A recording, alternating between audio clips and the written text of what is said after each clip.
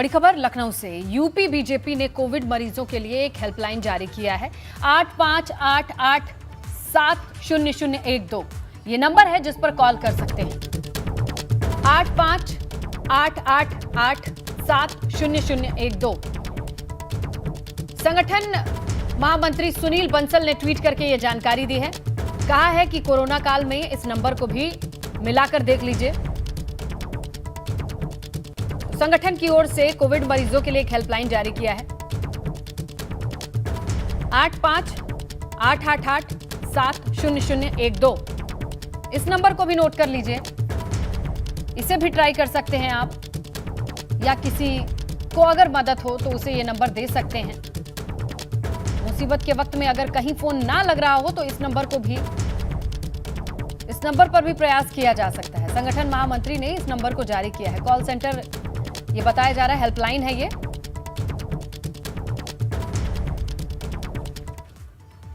बढ़ते corona virus को देखते हुए वाराणसी के कंप्यूटर साइंस के छात्र उत्सव त्रिपाठी ने एक ऐसी हाईटेक वोटिंग मशीन तैयार की है जिसकी मदद से वोटिंग मशीन को टच किए बिना वोटर अपना वोट डाल सकते हैं। स्मार्ट वोटिंग मशीन से जहां कोरोना फैलने से रोकने में मदद मिलेगी, साथ ही इलेक्शन में होने वाले देश के खर्च को भी कम किया जाएगा। 1/3% तक कमी आएगी। इसके साथ ही अफसर इलेक्शन के समय बूथ और ईवीएम की सुरक्षा में देश भर के फोर्स को बुलाकर तैनात करते हैं, जिस पर देश का काफी पैसा खर्च होता है, जान माल का खतरा रहता है। लेकिन छात्र द्वारा इस टेक्नोलॉजी की मदद से वोटिंग बूथ पर अपनी चुनिंदा पार्टी को उनके चिन्ह पर बटन दबाकर वोट दे सकेंगे। वोटर का वोट वोटिंग मशीन में नहीं बल्कि वोट स्टोरेज में जाएगा।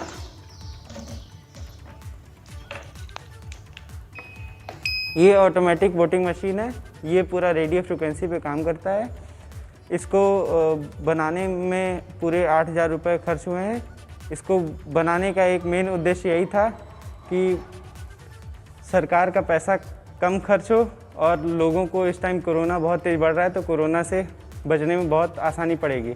इससे ये पूरा रेडियो फ्रिक्वेंसी बेस्ड है। इसको यूज़ करने के लिए इसमें 2 तरह के लगे हुए हैं। एक फुट पैडल है जिससे आप पैरों के द्वारा आप वोट डाल सकते हैं, और एक टच करने के लिए वहाँ बटन लगा हुआ है, उससे आप बटन दबा के हाथों से भी आप वोट डाल सकते हैं। तो उत्सव ने ये मशीन बनाई है, 8,000 रुपए में तैयार की गई है। तो यहाँ पर आने वाले वक्त में इस टेक्नोलॉजी को कंसिडर किया जा सकता है या नहीं, हमने ये खबर दिखाई है और उत्सव का ये प्रयास सराहनीय है। स्टूडेंट्स हैं हमारे कॉलेज में, उत्सव इन्होंने एक वायरलेस वोटिंग मशीन बनाया है। इस चीज़ को देखते हुए कि हम अक्सर देखते हैं पुलिस जो वोटिंग बूथ है वहाँ पे अक्सर हमला किया जाता है, कैप्चर करने की कोशिश की जाती है, काफ़ी फोर्स लगाया जाता है, पुलिस फोर्स लगाया जाता है। तो इसको देखते हुए एक ये प्रोटोटाइप इन्होंने बनाया है कि आप वोट जब करते हैं तो ऐसे नॉर्मली वोटिंग मशीन में क्या होता है, जब हम वोट डालते हैं तो आपका वोट वहीं पे सेव होता है। लेकिन इस मशीन की जो खास बात वो ये है कि जब आप वोट डालते हैं तो आपका जो वोट है वो कहीं कई किलोमीटर दूर, 50 किलोमीटर दूर, 60 किलोमीटर दूर वो वहाँ सेव होता है। तो इससे जो बूथिंग कैप्चरिंग की जो घटनाएँ हैं वो नहीं होंगी, इस तरह की हमलाएँ। लखनऊ से बड़ी खबर आ रही है। मेयो अस्पताल में ऑक्सीजन खत्म होने का नोटिस चस्पा कर दिया गया है। अस्पताल में भर्ती मरीजों की जान अब आफत में है। ऑक्सीजन की कमी के चलते अस्पताल से मरीज लौटाए जा रहे हैं। लीजिए, वही जिसका डर था, ऑक्सीजन की कमी, और मेयो अस्पताल में इस बात को बता दिया गया है साफ साफ तौर पर, ताकि कोई दुविधा ना रहे। कई मरीजों को लौटाया जा रहा है जिन्हें इलाज की जरूरत है, लेकिन डॉक्टर्स भी क्या कर सकेंगे अगर ऑक्सीजन नहीं रहेगी तो वाकई मरीजों की जान पर आफत। तो ऑक्सीजन की कमी दूर करने के लिए तमाम कवायद तो हो रही है, लेकिन इसी बीच ऑक्सीजन कमी की खबरें भी सामने आ रही हैं। मेयो अस्पताल की स्थिति ऐसी है जहां ऑक्सीजन की समाप्ति का नोटिस चस्पा कर दिया गया है। विवेक से जानकारी लेते हैं। विवेक, ये बताइए कि ये तमाम व्यवस्थाएं चाहे बोकारो से या दिल्ली से या जहां कहीं से भी करने की कोशिश की जा रही है, मेयो अस्पताल में ऑक्सीजन खत्म हो गया है। जी स्नेहलता, मेयो में अभी नोटिस चस्पा कर दिया गया है वहां पर, और मेयो अस्पताल के जो मैनेजमेंट के अधिकारी हैं, मैनेजमेंट है वहां का कहना, उनका कहना है कि हमको रोज 400 सिलेंडर की आपूर्ति करने के लिए कहा गया था, लेकिन वो आपूर्ति नहीं हो पा रही है। इस वजह से जो कोविड पेशेंट वहां पर भर्ती हैं, जो ऑक्सीजन सपोर्ट पर हैं, उनको दिक्कत हो रही है। और आखिर स्थिति ये आ गई है कि अभी अभी थोड़ी देर पहले उन्होंने नोटिस लगा दिया है जिसमें लिखा है कि ऑक्सीजन सपोर्ट पर जो पेशेंट हैं कृपया आपूर्ति क्यों नहीं हो पा रही है विवेक, जो वादा किया गया था? ऑक्सीजन की लगातार कमी बनी हुई है। बीते 5 दिन से लखनऊ में ऑक्सीजन खत्म है और जो इंतजाम हो रहे हैं आसपास के जनपदों से, वहां से सिलेंडर मंगाए जा रहे हैं। किसी तरह से अस्पतालों में आपूर्ति की जा रही है। आपको बता दें कि 100 से ज्यादा प्राइवेट अस्पताल कोविड डेडिकेटेड हॉस्पिटल बनाए गए हैं, जहां पर ऑक्सीजन की सप्लाई के लिए जिला प्रशासन की तरफ से कहा गया था कि आप कोविड मरीजों को भर्ती करें, हम ऑक्सीजन की उपलब्धता सुनिश्चित कराएंगे। लेकिन इस मामले में लगातार फेल्योर साबित हो रहा है यहाँ का एडमिनिस्ट्रेशन, स्वास्थ्य विभाग। कोई भी अस्पताल ऐसा नहीं है जहां पर आपूर्ति पर्याप्त मात्रा में ये अस्पताल कहाँ नोटिस करेंगे, ये किसे बताएंगे, ये कहाँ से ऑर्गेनाइज हो रहा है कि ऑक्सीजन की कमी हो रही है या सप्लाई पूरी नहीं हो पा रही है तो उन्हें कहीं और से मदद मिल सकती है? कोई ऐसा सिस्टम है जहां पर चीजें जुड़ी हुई हों? जी देखिए, जो अभी ये जो कोविड अस्पताल बनाए गए हैं, इनको जिला प्रशासन की तरफ से ऑक्सीजन उपलब्ध कराई जाती है, पीपी किट उपलब्ध कराई जाती है, तमाम सैनिटाइजर और जो संक्रमण से बचने के तमाम उपाय होते हैं वो सब दिए जाते हैं। ये जिला प्रशासन की जिम्मेदारी है उनको तमाम सुविधाओं से लैस करना। लेकिन इस जिम्मेदारी में असफल साबित हो रहे हैं जिला प्रशासन के अधिकारी, क्योंकि ऑक्सीजन है ही नहीं। यहाँ जो प्लांट है ऑक्सीजन के, वहां भी ऑक्सीजन खत्म हो चुकी है। लिक्विड एक ऑक्सीजन बनाने के जो लिक्विड आता है वो बाहर से आता है, अन्य प्रदेशों से आता है। तो लिक्विड की कमी होने से प्लांट ऑक्सीजन का उत्पादन नहीं कर पा रहे हैं, इसी वजह से ये संकट पैदा हुआ है। फिलहाल जो स्थितियां हैं, आसपास के जनपदों से ऑक्सीजन मंगाई गई है। 2 दिन पहले कानपुर में जो ऑक्सीजन के 2 कैप्सूल आए थे वो यहाँ पर इमरजेंसी देखते हुए मंगा लिए गए थे, क्योंकि यहाँ पर ज्यादा है। और तो विवेक, ये क्या हालत क्या लगभग सभी अस्पतालों की है कि अब मेयो के पास तो एकदम कमी साफ तौर पे दिखाई दे रही है, खात्मा का कगार इसे कहेंगे, क्योंकि चस्पा ही कर दिया उन्होंने नोटिस। लेकिन कहीं और किसी अस्पताल में हो ताकि चीजें, मान लीजिए किसी के पास सप्लीमेंट में एक्स्ट्रा पड़े हो तो फिर वो एक दूसरे को मदद कर सके, एक्सचेंज कर सके, ऐसी भी कोई व्यवस्था नहीं है? बिल्कुल इसने लता, यहाँ बलरामपुर है, वहाँ भी ऑक्सीजन लगभग खत्म है। राम मनोहर लोहिया में भी ऑक्सीजन नहीं है। हालांकि लोहिया में एक प्लांट लगाने की बात है, लेकिन वो कब लगेगा अभी तक उसका प्रपोजल भी नहीं आया है। शासन से जो गाइडलाइन आई है विवेक, अब इतना तो हम भी समझ गए हैं कि प्लांट भले लग जाए, लेकिन रॉ मटेरियल जो आप बता रहे हैं जिससे बनाई जाती है ऑक्सीजन, जो लिक्विड जिसकी बात कर रहे हैं, जो कच्चा पानी है, उससे अगर नहीं मिलेगा तो बना के प्लांट लगा रहेगा, काम कैसे चलेगा? रॉ मटेरियल वाली प्रॉब्लम कैसे दूर होगी? जी, ये सरकार रॉ मटेरियल मंगा रही है, जो लिक्विड मंगाया जा रहा है बाहर से, ऑक्सीजन भी मंगाई जा रही है। लेकिन वो आते आते, क्योंकि ऑक्सीजन के बगैर आप 1 मिनट भी नहीं रह सकते। जैसा कि हाईकोर्ट ने भी कहा था कि रोटी अगर ना मिले तो आदमी रह सकता है, लेकिन ऑक्सीजन ना मिले तो 2 मिनट भी जिंदा नहीं रह सकता। इसलिए ऑक्सीजन की उपलब्धता सुनिश्चित कराई जाए, इसको लेकर बिल्कुल विवेक, यहाँ बहुत ज्यादा हौसले की जरूरत है, बहुत ज्यादा शक्ति की जरूरत है, जिसकी परीक्षा ही है ये आज का दौर। देखते हैं कि प्रशासन जल्द से जल्द ऑक्सीजन का इंतजाम कब तक कर पाता है। विवेक, आपका शुक्रिया तमाम जानकारी के लिए। कुशीनगर की खबर, जहां पर पुलिस को बिना मास्क वाले शख्स से सख्ती करना कितना भारी पड़ा। देखिए कितने समझदार लोग हैं, जो उनकी भलाई की बात की जा रही है तो समझ में नहीं आ रहा है, और चौकी इंचार्ज को थप्पड़ मारकर फरार हो गया।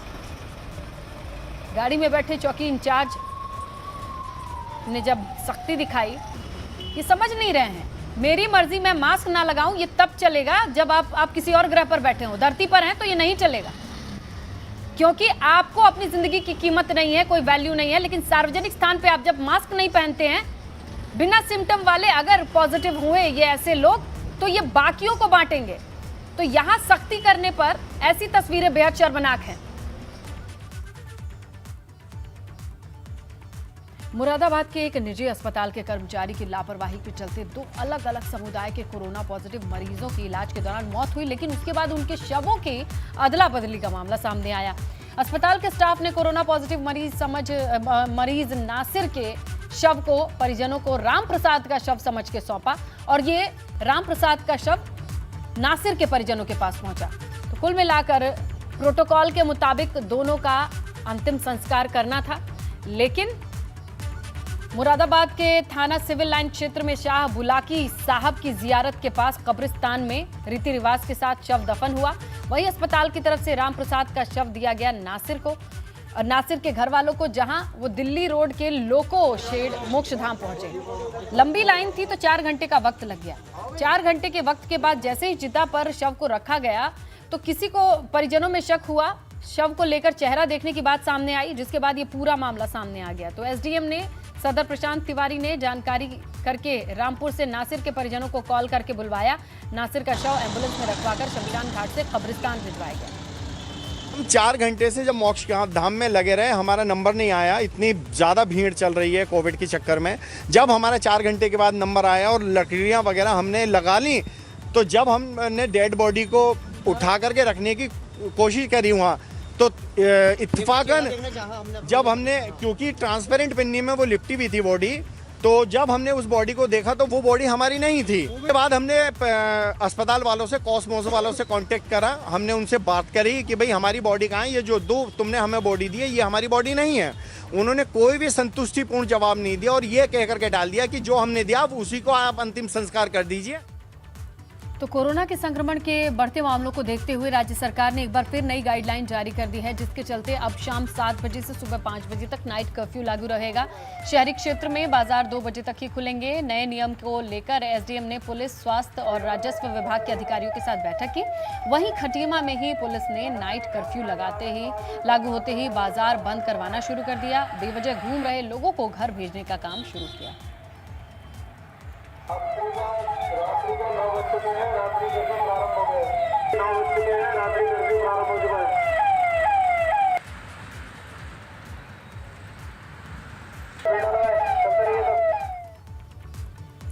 बड़ी खबर लखनऊ से है। विकास दुबे एनकाउंटर मामले में यूपी पुलिस को बड़ी राहत है। सुप्रीम कोर्ट की तरफ से गठित कमेटी ने क्लीन चिट दे दी है।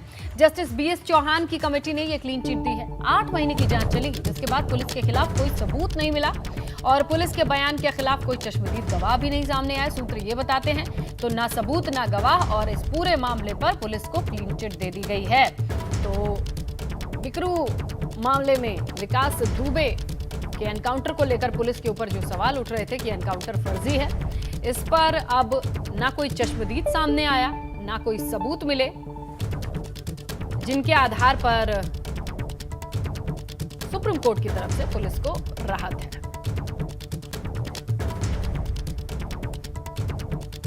यूपी और उत्तराखंड के बीच मोहंड क्षेत्र में शुरुआती समय से अब तक मोबाइल नेटवर्क सबसे बड़ी प्रॉब्लम रही है। इस समस्या का समाधान करने के लिए उत्तराखंड के राज्यसभा सांसद अनिल बलूनी ने संचार मंत्री को पत्र लिखकर आग्रह किया कि करीब 12 किलोमीटर दूर के इस पैच में मोबाइल नेटवर्क की समस्या से निजात दिलाई जाए। इस पूरे वन क्षेत्र में मोबाइल नेटवर्क न होने के कारण कई ऐसी दुर्घटनाएं हो चुकी हैं, जिसमें कई लोगों की जान इसलिए चली गई कि उनका संपर्क दूसरे से नहीं हो पाया। लिहाजा अब राज्यसभा सांसद अनिल बलूनी के इस बेहतर प्रयास से जल्द ही क्षेत्र में रहने वाले लोगों को आने वाले वक्त में मोबाइल नेटवर्क की परेशानी नहीं झेलनी पड़ेगी। मैं इस वक्त मौजूद हूँ उत्तर प्रदेश और उत्तराखंड के बीच मोहंड क्षेत्र में, और इस मोहंड क्षेत्र में शुरुआती समय से लेकर अब तक मोबाइल नेटवर्क की प्रॉब्लम सबसे बड़ी प्रॉब्लम रही है। मैं तस्वीरें अगर आपको दिखाऊंगा, अगर किसी की गाड़ी यहाँ पर ख़राब हुई तो वो इस बात के इंतज़ार में रहता है कि कौन उसकी हेल्प करेगा। सीधे तौर पर एक गाड़ी ख़राब है, चालक परेशान है, लेकिन एक दूसरे से संपर्क नहीं हो पा रहा है। और ये देखिए 12 किलोमीटर का करीब ये वन क्षेत्र है, जहाँ पर सिर्फ सबसे बड़ी दिक्कत अगर कोई है तो मोबाइल नेटवर्क की है, जिसके चलते अब उत्तराखंड से राज्यसभा सांसद और राष्ट्रीय मीडिया प्रभारी अनिल बलूनी ने एक बेहतर प्रयास और एक अच्छी पहल की है। संचार मंत्री से गुजारिश की है कि जल्द से जल्द करीब इस 12 किलोमीटर के पैच में जो मोबाइल कनेक्टिविटी है, मोबाइल नेटवर्क है, उसकी व्यवस्था को बहाल करे और साथ ही साथ जो लोगों को यहाँ पर समस्या होती है उससे निजात मिले। तो राज्यसभा सांसद अनिल बलूनी का एक बड़ा और सराहनीय ये प्रयास है, और जिस तरह से शुरुआती समय से लेकर अब तक मोबाइल कनेक्टिविटी, मोबाइल नेटवर्क की प्रॉब्लम यहाँ से आने वाले लोगों के सामने रहती है, उससे उनको ज़रूर निजात मिलेगी। अपने सहयोगी कैमरामैन प्रमोद वाजपेयी के साथ मोहन से विनोद कुमार।